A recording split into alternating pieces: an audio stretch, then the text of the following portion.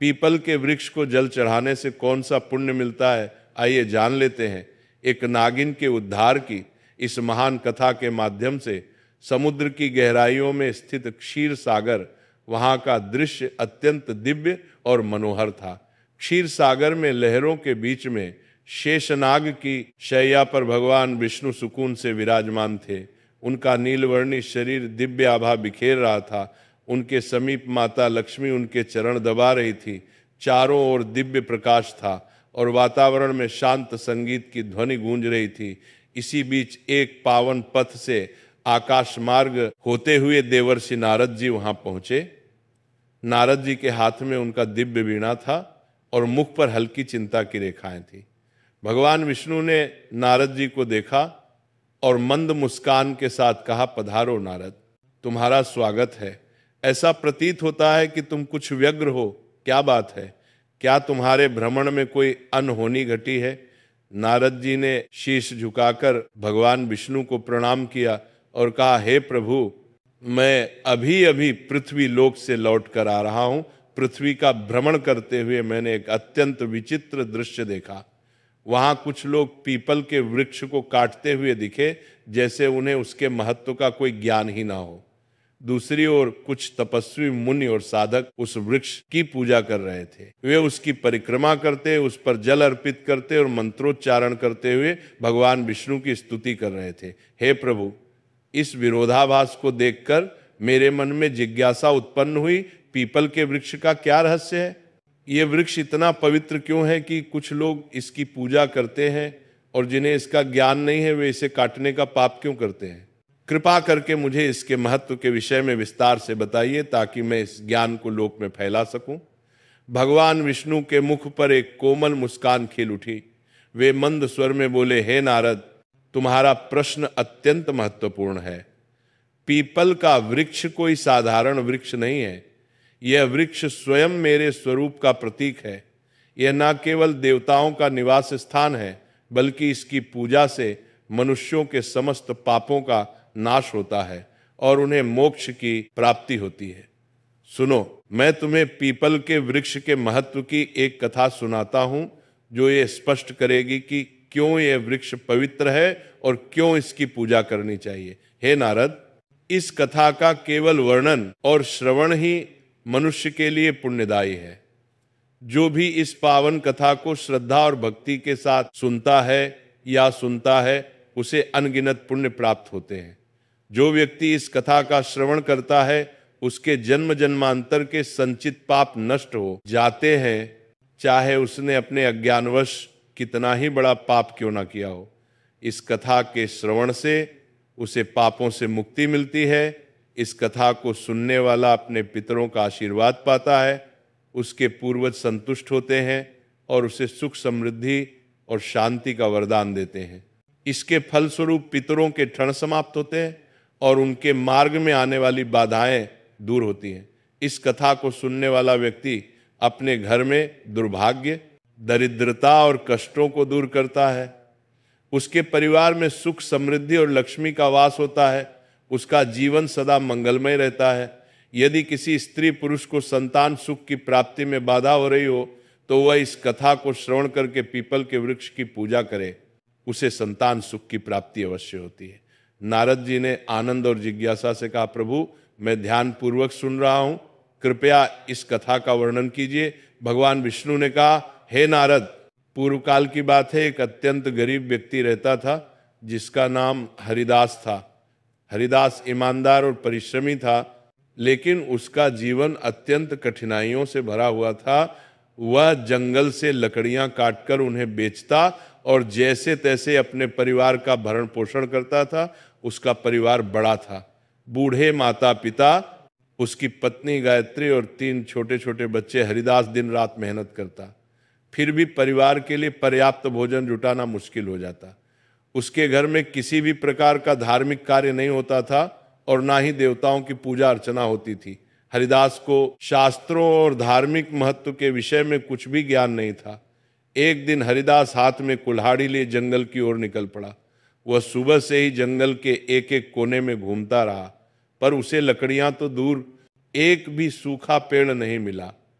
उसकी थकान बढ़ती जा रही थी और सूर्य अपनी मध्यावस्था में चमक रहा था। हरिदास को चिंता सताने लगी कि यदि वह आज लकड़ियां नहीं ले गया तो घर में चूल्हा नहीं जलेगा। भूख और प्यास से व्याकुल होकर वह जंगल में और आगे बढ़ाने लगा। जंगल का यह भाग अत्यंत भयानक था। ऊंचे ऊंचे वृक्ष, घनी बेलें और झाड़ियों ने सूरज की रोशनी तक को धरती पर आने से रोक रखा था। जगह जगह सर्प, बिच्छू और अन्य हिंसक जीवों के खतरे भी दिखाई देते थे, परंतु हरिदास की विवशता उसे वहां तक खींच लाई थी। बहुत देर तक भटकने के बाद अचानक उसकी नजर एक विशाल वृक्ष पर पड़ी। वह वृक्ष अपने चारों ओर एक अजीब सी आभा बिखेर रहा था। उसकी शाखाएं मानो आकाश को छू रही थी और उसकी जड़ें धरती को गहराई से बांध कर रखे हुए थी। ये पीपल का वृक्ष था। हरिदास ने मन ही मन सोचा, अरे वाह, कितना बड़ा और मजबूत वृक्ष है। यदि मैं इसकी कुछ टहनियां काट लूं तो आज का काम बन जाएगा। फिर उसने कुल्हाड़ी को मजबूती से थामा और वृक्ष के पास पहुंच गया। वृक्ष के नीचे खड़ा होकर उसने एक क्षण के लिए इधर उधर देखा और कुल्हाड़ी को ऊपर उठा लिया। जैसे ही वह कुल्हाड़ी से वृक्ष पर आघात करने वाला था, तभी एक भयंकर आवाज गूंज उठी जो किसी स्त्री की सी प्रतीत हो रही थी। हे मनुष्य, ठहरो, तुम ये क्या अनर्थ करने जा रहे हो? हरिदास ने चौंक कर इधर उधर देखा, पर वहां कोई दिखाई नहीं दिया। अगले ही क्षण वृक्ष के तने के पास से एक भयानक काले रंग का सर्प प्रकट हुआ। उस सर्प की आंखें चमक रही थी, मानो उनमें अग्नि की ज्वाला जल रही हो। हरिदास भयभीत होकर पीछे हट गया। सर्प धीरे धीरे उसके सामने आकार लेने लगा। वह अब सर्प नहीं, बल्कि एक सुंदर स्त्री का स्वरूप धारण कर चुका था। ये कोई साधारण स्त्री नहीं थी, बल्कि एक नाग कन्या थी। उसका चेहरा तेजस्वी था और उसकी आंखों में अपार रहस्य झलक रहा था। फिर नाग कन्या ने गंभीर स्वर में कहा, हे मनुष्य, तुम यह पवित्र पीपल का वृक्ष काटने जा रहे थे। क्या तुम्हें इसका ज्ञान नहीं कि पीपल के वृक्ष में देवताओं का वास होता है? इसे काटने से तुम्हें महान पाप लगेगा। हरिदास की सांसें तेज हो गईं। वह भयभीत होकर कांपते स्वर में बोला, हे देवी, आप कौन हैं और मुझे मनुष्य की वाणी में बात कैसे कर रही हैं? मैंने तो ऐसा कुछ कभी सुना भी नहीं था। कृपया मुझे बताइए कि आप कौन हैं और ये वृक्ष क्यों इतना विशेष है? नाग कन्या मुस्कुराई और बोली, हे मनुष्य, मैं इस पीपल के वृक्ष की रक्षक हूँ। मेरा नाम नागिनी सुरसा है। ये वृक्ष मेरे लिए बहुत प्रिय है क्योंकि इस वृक्ष में मेरा वास है और ये पवित्र है। परंतु इस वृक्ष के साथ मेरा ये जुड़ाव केवल इस जन्म का नहीं है, बल्कि ये एक पुरानी कथा का परिणाम है। सुनो, मैं तुम्हें अपने पूर्व जन्म की कथा सुनाती हूँ। ये कहते हुए नाग कन्या सुरसा का चेहरा गंभीर हो गया। उसकी आंखों में अतीत का एक गहरा रहस्य चमक उठा। हरिदास विस्मय और जिज्ञासा से उसकी ओर देखने लगा, क्योंकि यह सब उसके लिए अत्यंत अद्भुत और विचित्र था। नाग कन्या ने अपना वृत्तांत आरंभ किया। नाग कन्या ने गहरी सांस ली और हरिदास की ओर देखते हुए कहा, हे मनुष्य, पिछले जन्म में मेरा नाम सुमति था। मैं एक प्रतिष्ठित वैश्य परिवार में जन्मी थी। मेरे पिता एक धनवान व्यापारी थे और मेरे विवाह का आयोजन उन्होंने बड़ी धूमधाम से किया। मेरा विवाह एक पुण्यात्मा और ज्ञानी वैश्य पुत्र से हुआ जिसका नाम धर्मपाल था। मेरे पति अत्यंत धार्मिक प्रवृत्ति के थे और अनाज का व्यापार करते थे। उनका जीवन सादा लेकिन धर्म और सत्कर्म में लीन था, किंतु मैं उनके गुणों से सर्वथा विपरीत थी। मेरा स्वभाव अत्यंत स्वार्थी और अहंकारी था। मैंने तो अपने पति का आदर करती थी और ना ही किसी प्रकार के धर्म कर्म में रुचि रखती थी। मुझे देवी देवताओं की पूजा व्यर्थ प्रतीत होती थी। मेरा मन सदा सांसारिक सुखों और धन संपत्ति में लिप्त रहता।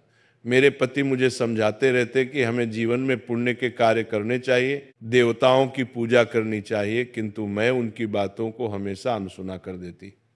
हमारे गांव के पास एक मुनि का आश्रम था।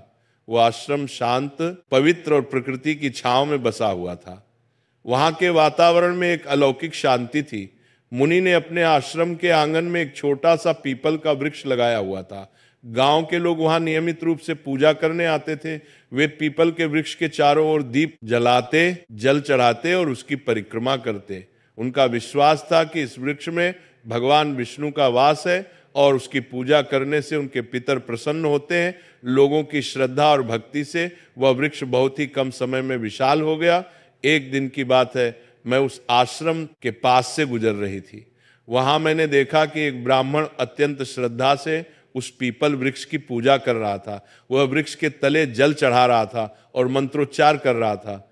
यह दृश्य देखकर मैं ठहाका मारकर हंसने लगी और कटु स्वर में कहा, अरे ब्राह्मण, तुम मूर्खों की तरह इस वृक्ष की पूजा क्यों कर रहे हो? ये तो केवल एक पेड़ है, न फल देता है न फूल। क्या ये पेड़ किसी काम का भी है? ये व्यर्थ का ढोंग है, तुम्हारी पूजा का कोई लाभ नहीं है। मेरे शब्द सुनकर वह ब्राह्मण अत्यंत शांत भाव से मेरी ओर देखता रहा। फिर वह गंभीर स्वर में बोला, हे देवी, तुम्हारा अज्ञान ही तुम्हारे इस व्यवहार का कारण है। क्या तुम्हें ज्ञात नहीं कि ये पीपल का वृक्ष मात्र एक साधारण वृक्ष नहीं है? इस वृक्ष में स्वयं भगवान विष्णु का वास होता है। ये वृक्ष जीवित है और अत्यंत पवित्र है। इसकी पूजा करने से भगवान विष्णु प्रसन्न होते हैं। इसके तले जल चढ़ाने से पितरों का आशीर्वाद प्राप्त होता है। अनेक जन्मों के पाप इस वृक्ष की पूजा से समाप्त हो जाते हैं। यह वृक्ष मानव जीवन के लिए वरदान स्वरूप है। उस ब्राह्मण की बातों ने मेरे अहंकार को और भड़का दिया। मैंने कटु शब्दों में उसका और वृक्ष का उपहास किया। मैं क्रोध में आकर उस वृक्ष के पास पहुंची और व्यंग्यपूर्ण स्वर में कहा, देखते हैं तुम्हारा ये वृक्ष कितना महान है। ये कहकर मैंने आवेश में आकर पीपल के वृक्ष को लात मार दी। जैसे ही मेरी लात उस वृक्ष को लगी, उसी क्षण एक विचित्र घटना घटी। मेरे पैर से लेकर शरीर के अन्य अंगों में जलन होने लगी। वह जलन असहनीय थी। मैंने देखा कि मेरे शरीर में परिवर्तन हो रहा था। धीरे धीरे मेरा रूप बदलने लगा। मेरी त्वचा काली पड़ने लगी और देखते ही देखते मैं एक भयानक सर्पणी में परिवर्तित हो गई। नागिन का रूप धारण करके मैं वहीं पर चीखने चिल्लाने लगी। मेरी चीख पुकार सुनकर आश्रम के मुनि वहां आ गए। मैं उनके चरणों में गिर पड़ी और रोते हुए अपनी व्यथा सुनाई। मैंने उनसे विनती की कि मुझे इस श्राप से मुक्ति दिलाएं। मुनि गंभीर स्वर में बोले, हे स्त्री, तुमने घोर पाप किया है। पीपल के वृक्ष को अपवित्र करना और उसका अपमान करना भगवान विष्णु का अपमान है। तुम्हें तुम्हारे कर्मों का दंड मिला है। फिर मैंने कांपते हुए हाथ जोड़कर मुनि से प्रार्थना की, हे ऋषिवर, कृपया मुझे क्षमा करें और इस श्राप से मुक्ति का कोई उपाय बताएं। मैं अपने पापों के लिए पश्चाताप करना चाहती हूँ। उस मुनि ने गंभीर स्वर में कहा, हे पापिनी, तुम्हें इस श्राप से मुक्त होने के लिए 100 वर्षों तक इस पीपल वृक्ष पर निवास करना होगा और इसकी रक्षा करनी होगी। जब 100 वर्ष पूर्ण हो जाएंगे तब तुम्हारे पति यहाँ आएंगे और इस वृक्ष पर जल अर्पित करेंगे। उसी दिन तुम्हें इस श्राप से मुक्ति मिलेगी। इतना कहकर मुनि वहां से चले गए। तब से मैं इसी वृक्ष पर वास कर रही हूँ। यह वृक्ष दिनों दिन बढ़ता गया और मैं दिन रात इसकी रक्षा करती हूँ ताकि कोई उसे हानि ना पहुंचा सके। आज मेरे 100 वर्ष पूरे हो चुके हैं। मैं प्रतीक्षा रही हूँ कि मेरे पति धर्मपाल यहाँ आए और इस वृक्ष पर जल अर्पित करे, तभी मुझे सर्प योनि से मुक्ति मिलेगी।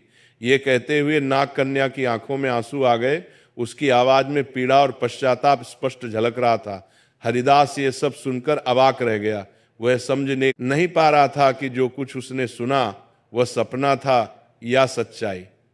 उसके हृदय में भय और श्रद्धा का संचार हो रहा था। नाग कन्या की करुणामयी कथा सुनकर हरिदास स्तब्ध रह गया। उसकी आंखों में आश्चर्य और अविश्वास के भाव तैरने लगे। उसे यह बात समझ में नहीं आ रही थी कि वह स्वयं इस घटना से किस प्रकार जुड़ा हुआ था। तभी एक दिव्य तेज से आश्रम के मुनि वहां प्रकट हुए। उनका स्वर गंभीर और आशीर्वाद से भरा हुआ था। मुनि ने हरिदास की ओर देखते हुए कहा, हे हरिदास, यह सब तुम्हारे पूर्व जन्म के कर्मों का ही परिणाम है। क्या तुम जानना चाहते हो कि तुम इस नाग कन्या के जीवन में क्या स्थान रखता हो? हरिदास ने विस्मय से मुनि की ओर देखा और कांपते स्वर में कहा, हे शिवर, कृपया मुझ पर कृपा करें और मेरे जन्मों के रहस्य का ज्ञान दें। ये सब क्या हो रहा है?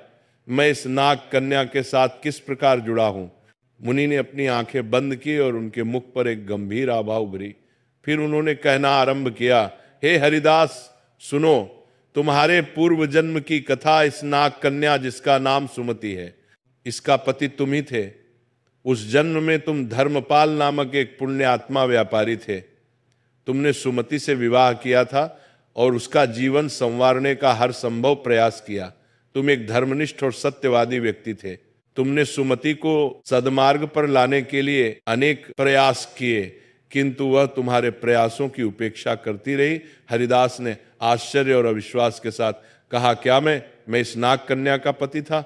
मुनि ने मुस्कुराते हुए कहा, हाँ हरिदास, सुमति ने अपने अहंकार और अज्ञान के कारण पीपल के वृक्ष का अपमान किया था, जिसके कारण उसे सर्प योनि का श्राप मिला। किंतु भगवान विष्णु ने तुम्हारे पुण्य कर्मों के कारण यह नियम बनाया कि केवल तुम्हारे हाथों से जल अर्पित होने पर ही सुमति को इस श्राप से मुक्ति मिलेगी। तुम यहां तक केवल अपनी नियति के कारण आई हो। तुम्हारा आज यहां आना संयोग नहीं है, बल्कि यह विधि का विधान है। सुमति जो अब तक चुपचाप खड़ी थी, मुनि की बात सुनकर हरिदास के चरणों में गिर पड़ी। उसकी आंखों से आंसुओं की धार बहने लगी। वह कांपते स्वर में बोली, हे स्वामी, मैं अपने पूर्व जन्म के पापों के लिए आपसे क्षमा मांगती हूं। मेरे अहंकार और अज्ञान के कारण मैंने आपको दुख पहुंचाया और इस पीपल वृक्ष का अपमान किया, किंतु आज मैं आपसे एक बार फिर प्रार्थना करती हूं, कृपया इस पवित्र वृक्ष पर जल अर्पित कर मुझे इस श्राप से मुक्त करें। हरिदास की आंखों में करुणा भर आई। उसने नाग कन्या के प्रति कोई क्रोध या घृणा नहीं दिखाई, बल्कि उसके हृदय में श्रद्धा और सहानुभूति का भाव जाग उठा। उसने मुनि की ओर देखा और कहा, हे ऋषिवर, मुझे बताइए, मैं इस पुण्य कार्य को कैसे पूरा करूं? मुनि ने हरिदास को पीपल वृक्ष के पास ले जाकर कहा, हे वत्स, इस वृक्ष पर श्रद्धा से जल अर्पित करो और भगवान विष्णु का स्मरण करो। इससे तुम्हारे पूर्व जन्म के बंधन समाप्त हो जाएंगे और सुमति को भी मुक्ति मिलेगी। हरिदास ने पास ही रखे कलश से जल भर वह पीपल वृक्ष के सामने खड़ा हुआ और अपने मन में भगवान विष्णु का ध्यान करते हुए जल अर्पित करने लगा। जैसे ही उसने जल की धार पीपल की जड़ों में चढ़ाई, एक अद्भुत घटना घटी। पीपल वृक्ष के नीचे एक दिव्य प्रकाश फैला और नाग कन्या का सर्प रूप धीरे धीरे नष्ट होने लगा। स्थान पर एक सुंदर तेजस्वी स्त्री प्रकट हुई। उसका चेहरा चमक रहा था, मानो वह स्वयं एक देवी हो। सुमति ने हाथ जोड़कर हरिदास और मुनि को प्रणाम किया। सुमति ने कहा, हे स्वामी, आपके पुण्य और भगवान विष्णु की कृपा से मुझे आज इस अभिशाप से मुक्ति मिली है। मैं आपके प्रति कृतज्ञ हूं। आपने न केवल मेरे पापों का प्रायश्चित करवाया, बल्कि मुझे मोक्ष के मार्ग पर ले आए। मुनि ने आशीर्वाद देते हुए कहा, हे सुमति, अब तुम स्वर्गलोक को प्रस्थान करो। तुम्हारे इस श्राप का अंत हो चुका है। भगवान विष्णु तुम्हें आशीर्वाद दे। सुमति ने एक बार फिर पीपल वृक्ष की परिक्रमा की और वहां से दिव्य प्रकाश के साथ स्वर्गलोक को प्रस्थान कर गई। इस घटना के बाद हरिदास के जीवन में बड़ा परिवर्तन आया। उसने पीपल वृक्ष की महिमा को समझा और प्रतिदिन उसका पूजन करने लगा। उसने अपने परिवार को भी धर्म के मार्ग पर चलने की प्रेरणा दी। वह जान गया कि पवित्र वृक्षों का सम्मान और देवताओं का स्मरण जीवन को सफल बनाता है। भगवान विष्णु ने पीपल वृक्ष के महत्व की कथा समाप्त की। उनके मुख पर करुणा और दिव्यता का तेज झलक रहा था। देवर्षि नारद जी अत्यंत भाव विभोर होकर बैठे थे। उन्होंने भगवान विष्णु की स्तुति करते हुए कहा, हे प्रभु, आपने पीपल वृक्ष की महिमा और यह कथा सुनाकर मेरी जिज्ञासा को शांत किया। मैं धन्य हो गया। इस कथा से यह स्पष्ट हुआ कि मनुष्य अपने अज्ञान और अहंकार के कारण ही पाप के मार्ग पर चलता है, किंतु आपकी कृपा से ही उसका उद्धार संभव है। यह वृक्ष न केवल पवित्र है, बल्कि स्वयं आपका दिव्य स्वरूप है। भगवान विष्णु मुस्कुराते हुए बोले, हे नारद, ये सत्य है। पीपल का वृक्ष सृष्टि का जीवन है। इसकी जड़ में मैं स्वयं निवास करता हूँ। तने में भगवान शिव का वास है और शाखाओं में ब्रह्मा का। इस वृक्ष की पूजा करने से मनुष्य त्रिदेवों का आशीर्वाद प्राप्त करता है। जो भी इस कथा को श्रद्धा से सुनेगा, सुनाएगा अथवा पीपल के वृक्ष की पूजा करेगा, उसे मेरे परम धाम की प्राप्ति होगी। उसके समस्त पापों का नाश होगा और उसे जीवन में सुख, शांति तथा परलोक में मोक्ष का आशीर्वाद मिलेगा। नारद जी ने कहा, हे प्रभु, मैं अविलंब पृथ्वी लोक पर जाऊंगा और इस कथा का प्रचार करूंगा। मैं लोगों को यह बताऊंगा कि पीपल के वृक्ष का अपमान नहीं करना चाहिए। इसकी पूजा करके वे आपके सानिध्य को प्राप्त कर सकते हैं।